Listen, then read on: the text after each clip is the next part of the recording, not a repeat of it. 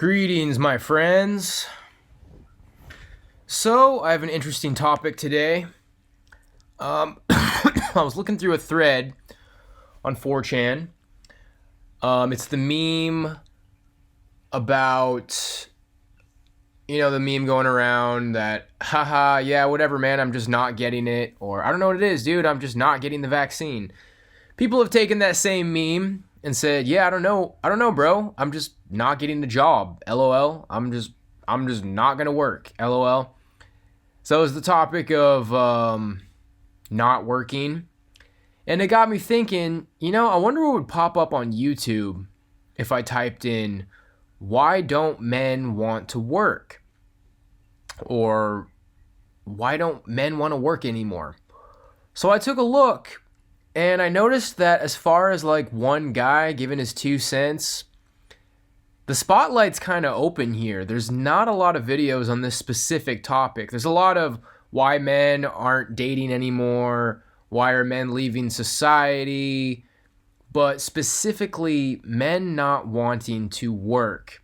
And I have a feeling it's because no man really wants to speak on behalf of non-working men.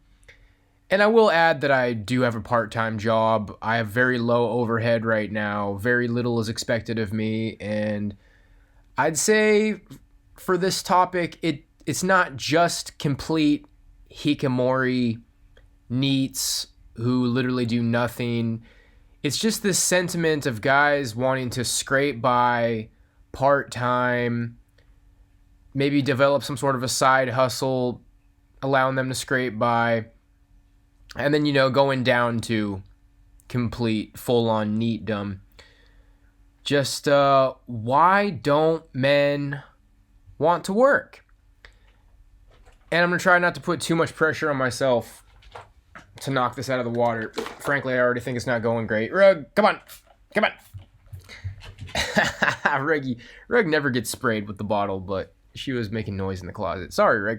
Okay, my 2 cents. I'm going to try not to make it too much about my personal experience, brushing over it. I tried to be a musician. I had all these fruity dreams like, oh my gosh, I'm going to be a huge drummer, and it basically just didn't work out, and I feel like my life was kind of a dud. Now that that's out of the way, let me try to give my thoughts on just the general sentiment. And it goes back to this axiom that I've worked with for quite a long time about Hollywood, television, movies. I recently watched an old Thinking Ape podcast from 2016 about women and how they see their life as a movie. Well, I think that we are being trained to see our life as a movie. I mean, men and women. That just seems to be an integral part of modern Western society. What does everybody love to do?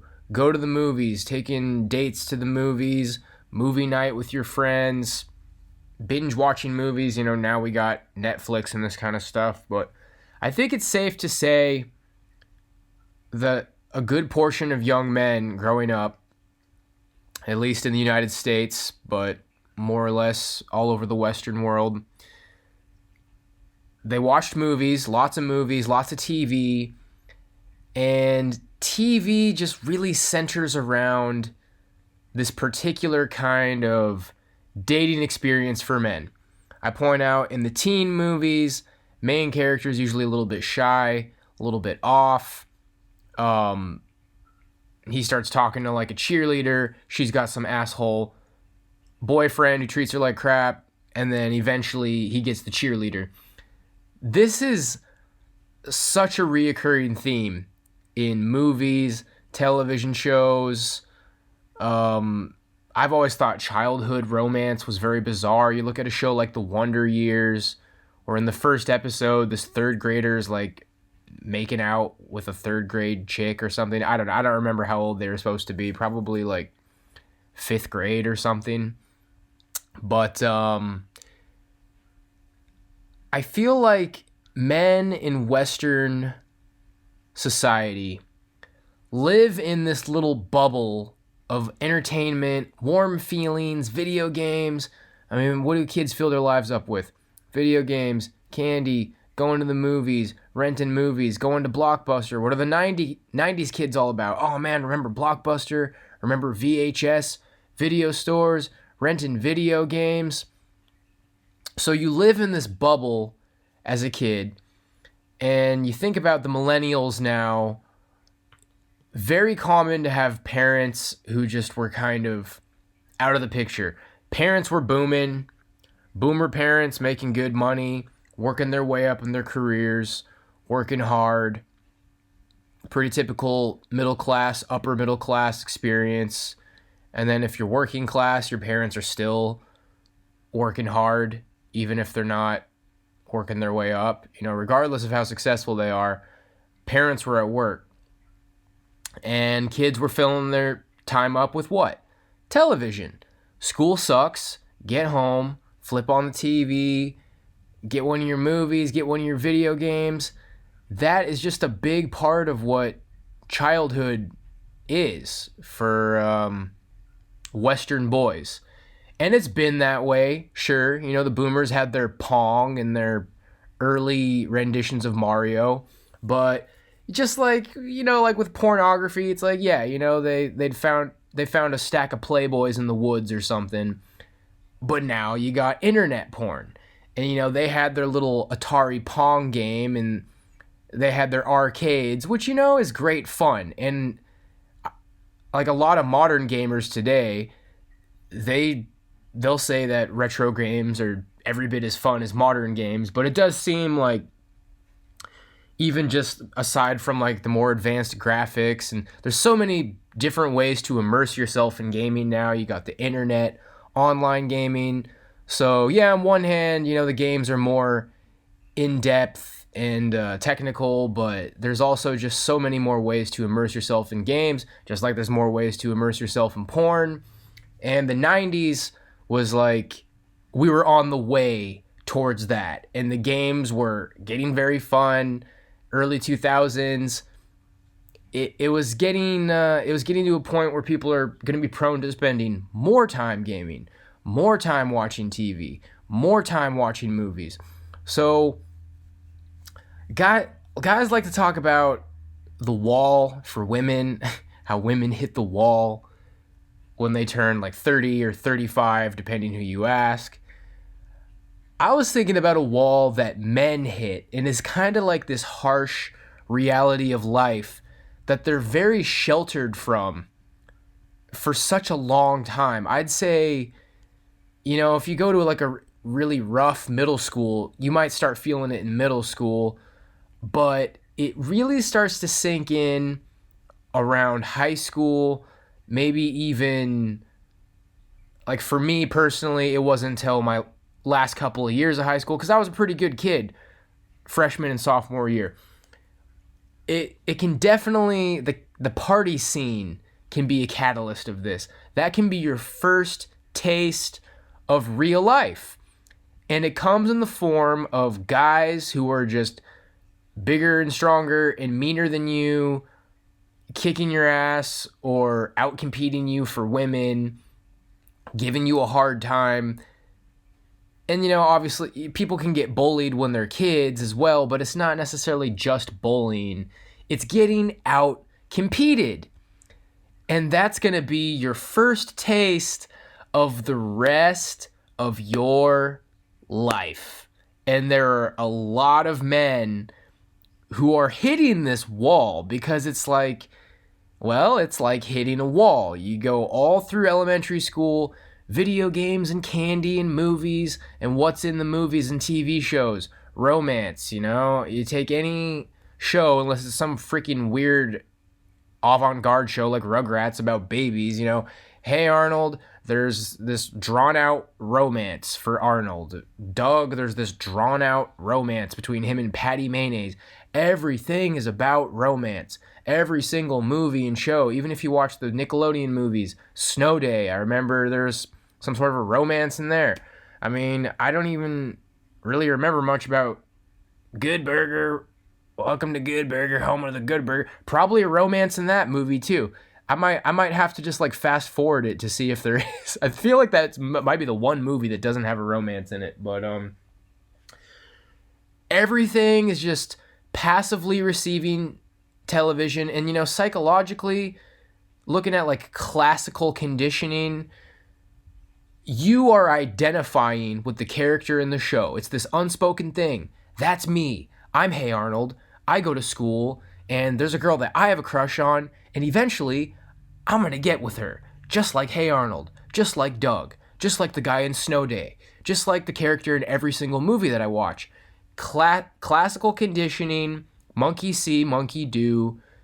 You are just walking around with this kind of little pep in your step. Like, yeah, you know what? Just like all the TV that I've ever seen, I'm going to fall in love someday. It's all going to work out. Because you're being trained to think that about compatibility. Like the working romance system in all these movies and TV shows is that you are going to click with a woman. You like watching a bunch of TV and playing video games. Oh my gosh, she also likes watching TV and playing a bunch of video games. You have personalities that mesh well together because that's how romance works. Women are looking for a guy who they click with. And I call it hitting the wall for men. It's a very different kind of hitting the wall. But this kind of like cozy, comfy, sheltered momentum just kind of just blam, slams into a wall when you kind of start looking around and seeing, okay, these badass guys, these bigger, taller football superstar guys, it kind of seems like they're the main character of the movie, and I'm just some shitty side character. And I hope you guys don't think this is all just... I'm trying not to make it about my personal experience. I'm giving my best effort to try to speak on the behalf of a lot of men. I think this is how a lot of men experience their life. Did I experience something similar? Sure. This isn't about me, though. You hit this wall where all of a sudden you realize that, oh, wow, some of these guys were working out while I was playing video games. Some of these guys were like starting to learn a trade while I was playing video games and watching TV. Some of these guys dated a bunch of girls in middle school and became like social butterfly charisma kings, and they were just running through women ever since they were 14 while I was playing video games. So it all kind of hits you at once. It's like, but what about me being whatever I want to be? Because, everybody tells you, oh, you can do whatever you want to do. Be yourself. The sky is the limit for you. Follow your dreams. Make your dreams come true. And that's what all the movies say. And that's what all the television says. Everything's just kind of warm and fuzzy until you reach this point in high school. And it definitely can, partying can be the catalyst when you're out there in the wild and people are playing by their own rules, and the power rules. The biggest, strongest, most charismatic guys. And it's not all about being big and strong. People can be better socially than you, funnier than you, cooler than you, whatever it is that makes them cool. You just start getting out competed. You start to realize all at once when you slam into this wall that life is competitive, and so far you're behind. You're majorly behind for a number of reasons. Like either you're just socially undeveloped because you've lived in such a unchallenging, fuzzy bubble for so much of your life where you're passively receiving messages about compatibility. It's like, I don't need to prepare for a world of competition because women like guys that they click with. But it starts to hit you. It's like, okay, these guys are out competing me because they have something more than me. This guy's taller than me. This guy's stronger than me. This guy's funnier than me. This guy's smarter than me. This guy has more money than me. I grew up somewhere where some of them were working hard jobs, blue-collar jobs and making good money and running around with nice-ass trucks and fucking throwing money around at parties and wooing women with all their money. you start to realize that there's guys out there who have more than you, and you're majorly behind in this competition. So then high school ends, and you go do whatever it is that you're going to try to do. And this is where my bias comes in, because a big part of what stifled me is that I tried to do something just kind of stupid. Like, my advice about music, really quick, is that you just can't count on it. You think, oh, that's not me. I'm just so good. I'm just so good at what I do, man. I think I'm really good at what I did, and it just didn't work out. But at this point, you're going to do whatever you're going to do. A lot of people are going to college. People are just getting swept up in the universities. You got to go to college. You got to get a degree. Everybody gets degrees. And you've already hit this wall where you realize, gosh, life isn't all video games and movies and TV. And it turns out, like, for some reason, I had this understanding that women were going to like my personality, but they don't. They like your muscles. They like your height. They like your money. They like your ability to win and outcompete other men. And all the while, culture seems to have just been getting kind of meaner. Things just seem to be, like, things started getting kind of weird in the 90s with, like, Marilyn Manson and Korn, ICP, this kind of, like, gritty nu metal. But then when the hip hop took over, it was really like this kind of us and them attitude in the music, where you either identify with the rap and, you got the money and you got the bitches and you're the shit and everybody wants to be like you.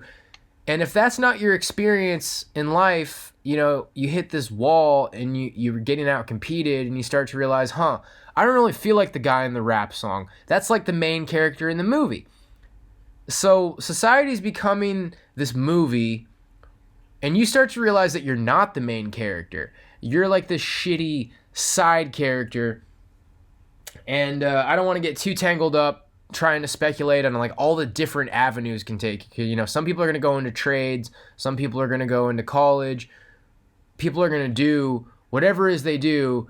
And it seems like what's happening to all men in all these various avenues of starting your life as a young man is they're getting their ass handed to them in one way or another. Either you're like me and you tried to do something stupid, or you tried to do something that on paper isn't stupid, but it's highly competitive, and again, you're getting out-competed.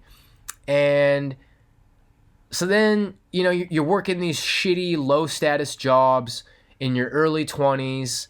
You're going to be working with women who simultaneously will be doing better than you because they have a more agreeable attitude, and they're not going to be judged for working a low status job. A girl who works at a coffee shop, if she's hot, nobody cares. Nobody's gonna be like, yikes, I don't want to date a girl who works at a coffee shop. That's low status.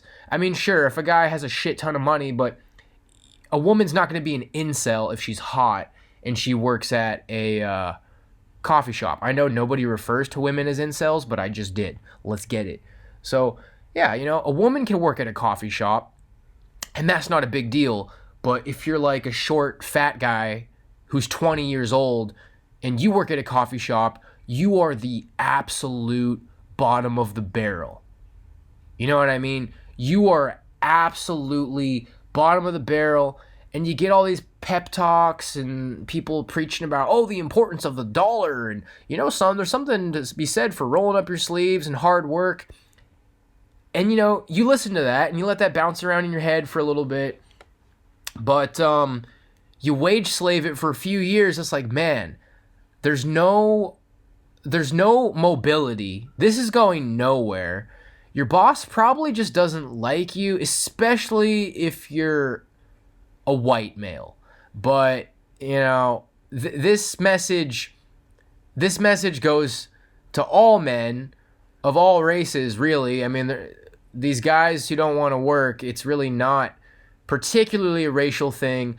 But we do have to take into account now that, going back to, like, why people don't want to take on this topic. Why does somebody not want to be the voice for men who don't work?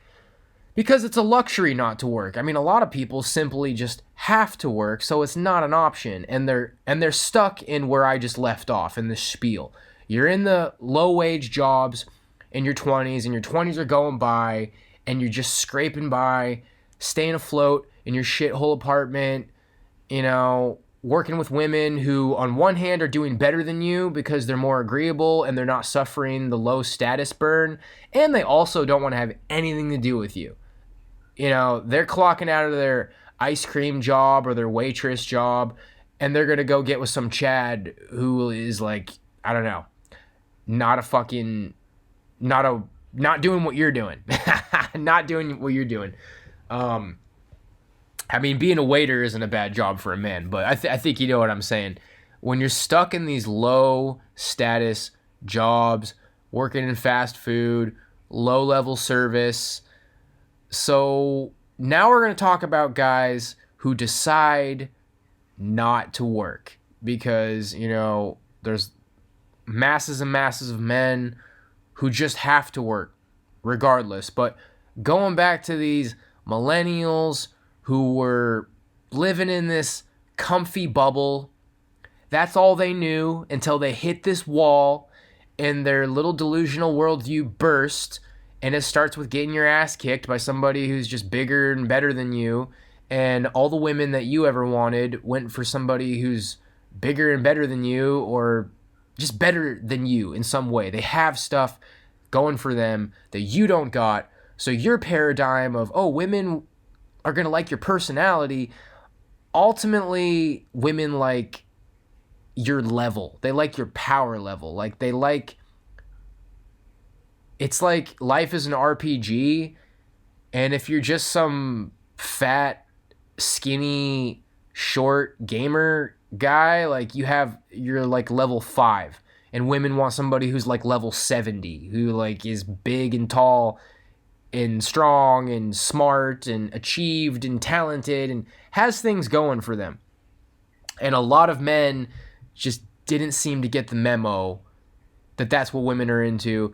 And, you know, going back to your movie worldview that you learned from movies and television, everything centers around you get a girl and then the credits roll.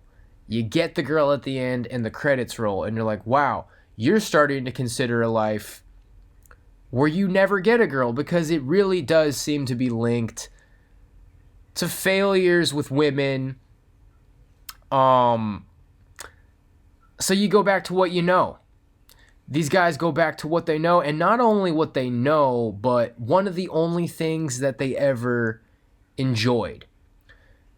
Because all in all, when they start to share these feelings they're having, it's like you just got to work harder, you got to save up, you got to build something for yourself, you got to grind. You know, your boomer dad will probably have some story about how he had to work really hard and overcome the odds. But what it starts to come down to is that you don't even really like this society.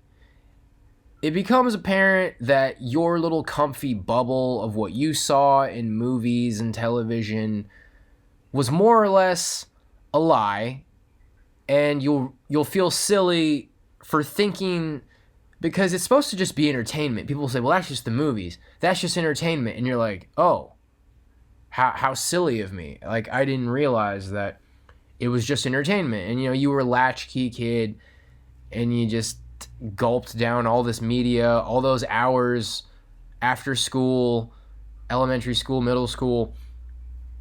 And it just dawns on you that, like, wow, people aren't very nice to me. Politically, you know, I just kind of glanced over, like, especially if you're white, the political culture is like, nobody really likes white men. But on the other hand, a lot of guys in the black pill community, they talk about just be white. It's funny because statistics show that what most women want is like a 10 out of 10 Chad white guy. So there's this small percentage of white men who are basically like worshipped by women, but then women will take out all their rage and anger and hatred of the patriarchy on beta white men. So if you're an average or you're a beta white guy, women kind of inherently don't like you, and your teachers kind of inherently don't like you, because the universities are all becoming radical cultural Marxists. So your teachers don't really like you, your boss doesn't really like you, women don't really like you, your peers aren't really going to like you. And you're like, wow, nobody likes me, and there's no class mobility, and I don't really like this society, and I don't really like where anything's going. And then when you start talking about, you start testing the waters, like, I just don't really want to work. Like, I don't really want to do anything. And people who don't give a shit about you, like, let me just kind of give you a hypothetical scenario. Some guy is staring at his phone, texting a bunch of women. You commute to work with a Chad, and he's just looking at his phone. And you're like, yeah, man, so I was, like, playing this video game last night, and I got to level 5. He's like, oh, right on, dude. Yeah, that's cool. Well, and you're, like, trying to say something to start a conversation. You're just trying to make friendly conversation with this guy who has a better life than you. Oh, man, have you seen Orange is the New Black? Man, I really love this show. Yeah, that's great. And then you say, you know what, man? Like, I don't think I want to work anymore. Dude. And then he puts his phone down, and then all of a sudden he's mad. It's like, oh, what are you, man? Like a piece of shit? What are you, some mooch? You just want to stick your hand out? You think it's all fun and games? You think everybody needs to take care of you? Why don't you man up? Why don't you like grow some fucking balls? Why don't you like get some skills, man? Like, nobody wants to take care of you, dude. Nobody wants like a disgusting little fucking man child. So all of a sudden this guy who is completely indifferent and didn't really give a fuck about you or your life, now he's angry. Now he's invested in what you're doing because you're not doing your part for society. And it becomes apparent, oh, okay, these people aren't upset because they're disappointed. Like, oh, you have so much potential, and man, you're throwing away your potential, and you could be doing so much, and you could be living better, man. You could have a better life. It starts to become evident it's not really about you. It's not really about your happiness. Like, people don't give a flying fuck about these low status guys. But when you start to say, you know what, man, I think I'm gonna head out. It seems like my parents don't really give a shit. Like, they got plenty of money and they're just gonna pay for some hole in the wall apartment for me, and I got internet and I can scrape by with food. I shovel snow in the winter and I mow lawns and I scrape by, and I just don't really want to work, dude. People who don't give a fuck about anything you have to say and ignore you 99.9% of the time, now they're invested. And it's not because they care about your success. It's not because they care about you. It's not because they want good things for you. It's because they want your labor. I mean, it's really just social norms. Most of the time, they're not going to be thinking consciously about, oh man, I want this guy to be doing his part for society. One less guy helping out society. I'm worried for my society. No, it's just social norms, and that's just what happens. If you don't do your part, you get stung. But coming to the conclusion here, it's like these guys realize nobody gives a flying fuck about me, and they get really upset. They get really upset when I, quote, don't do my part. And what happens when I do my part? I scrape by. Women are disgusted by the thought of me talking to them, a low status average guy in a shit job. There's no class mobility. My boss doesn't give a fuck about me. Society doesn't give a fuck about me. But they get angry when I leave. It gives you, like, for the first time in your life, since you were living in that warm bubble that you were raised with as a 90s latchkey millennial, it feels like you have a little bit of power. It's like, you know what, man? Like, I don't want to work. And then you listen to these boomer spiels. Like, I watched a few videos before I made this. Wither the Work Ethic of American Men from 2017, where this guy, economist Nicholas Eberstadt, was talking about his research over why there's all these men who aren't working. And you see some of the bitterness in these comments where it's like, here's a comment that says, women, out of work, out of school, out of prestigious professions, society's fault. Men, out of work, out of school, out of prestigious professions. Men are lazy. Funny how that works. You see, the political backdrop here is that boomers just don't seem to understand how things have changed in regards to feminism. It's like men are still expected to be men, but women are no longer expected to be women. And feminists would run to this conversation like, well, your idea of what women should be is completely outdated and no. Society has embraced feminism with open arms, and it's created a large number of double standards that we're all watching boomers fail to understand and fail to wrap their minds around. Well, men just don't appreciate the value of hard work anymore, and what it is this laziness, and these men are entitled, and I'm not saying they're completely wrong. I mean, it's like, you should fight, you know? Men should fight. Like the guy who gave up and became a NEET, you know, maybe he could have like woke up a little bit earlier and started a side hustle after work, and you know, he could have saved $50 every week and then invested in a startup and then stayed up long nights and took Vyvanse so he could fucking be awake for his job, and then he could have made it. He could have built something for himself. But the bottom line is just that men are just bitter, and it's a middle finger to society. It's like, nobody really gives a fuck about me. I'm the shitty side character in what I thought was my movie. I thought this was my movie because that's how I was classically conditioned from media, and I kind of just hit the wall and realized overnight that this isn't my movie.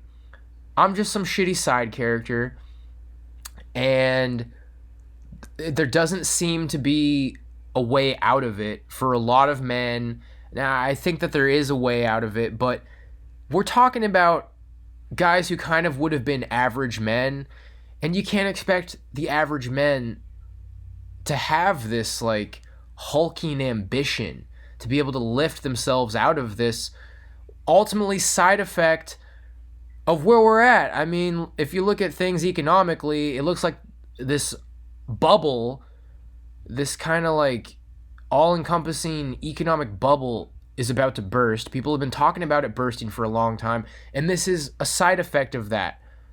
But I'm just trying to describe my perception of how I think these men are thinking. It's like they don't have any control. It really is becoming wage slavery. And, you know, obviously there's a lot of guys who just don't have a choice. If you don't work, the lights shut off, there's no food, you lose your home, and you're homeless. Which is why I think a lot of men don't want to speak on this. But the reality is that these middle class, upper middle class, lower tier rich people, you know, if your family has an income of like $200,000 to $700,000 a year, which, you know, these people exist all over this country and all over the West. And it's kind of just an extension of the attitude your parents had. It's like, you call your parents and they're busy at work. Hey, Mom, is it okay if I stay the night at so-and-so's house? Okay, sure, just whatever, ask your dad. You know, like the aloof boomer parents who are just so consumed by their careers, joining all of these groups and getting all these promotions. And it just seems like a lot of boomers were more absorbed in their careers than they were in their kids.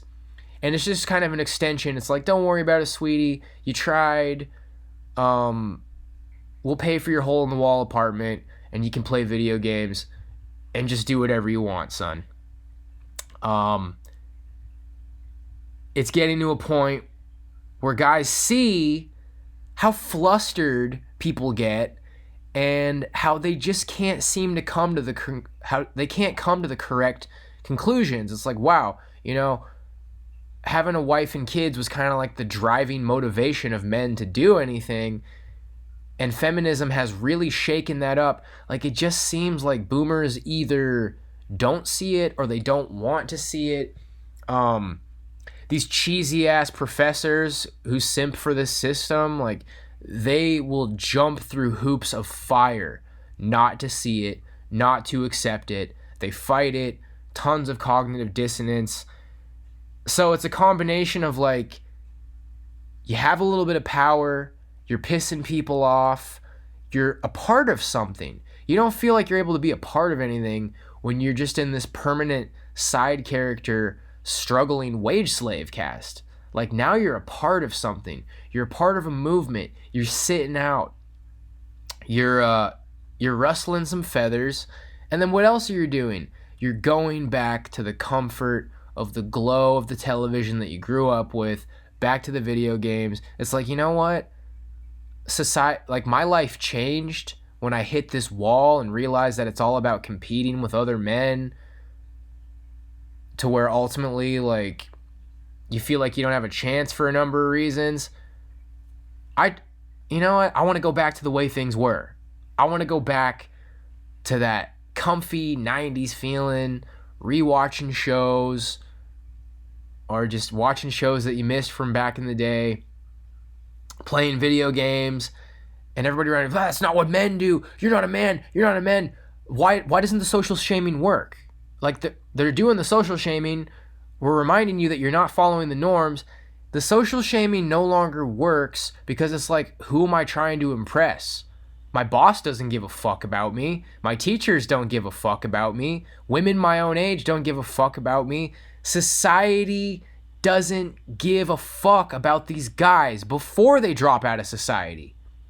When they're flipping burgers, when they're a pimple-faced, 5'7" nobody flipping burgers, nobody cares about them.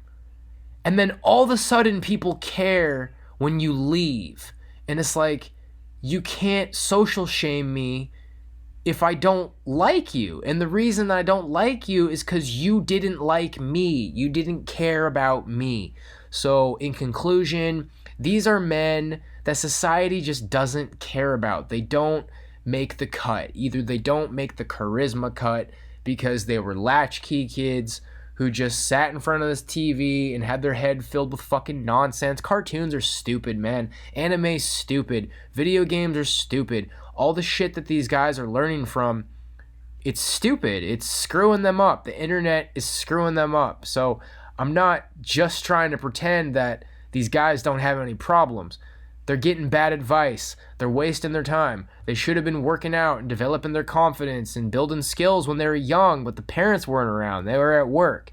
So it dawns on them, and it's not going to make sense all at once. You know, you're just going to realize, that was weird. Like, all the women that I liked didn't like me. What's going on? And then you spend the next 5 to 10 years trying to figure out how to get red pilled, and you know, maybe you get to where I'm at, where it's like, oh wow, I feel like I've learned that the world is run by an evil cabal of billionaires and people in fraternal societies who are like lying about major things about how life works, and wow, now I really don't want to take part in this society. There's just so many different lanes, man. It doesn't matter how red-pilled you get. Like, even if you take Alex Jones' absolute baby's first red pill, you think the Joe Rogan podcast is woke, you very well still might be a guy who's just like, man, I was lied to. This society is a sham. Nobody really fucking cares about me. And you're sure as shit not going to social shame me back to the plantation, because it feels like a plantation regardless of your race. And that's my 2 cents on it, guys. God bless. I hope you can kind of see where I'm coming from, man. I hope I did an okay job. If you're neat, sound off in the comments. You know, use one of your shit posting accounts. You're my brothers, the men who fell behind in this society for whatever it is. I don't blame you. I won't shame you. And God bless you. Have a good one.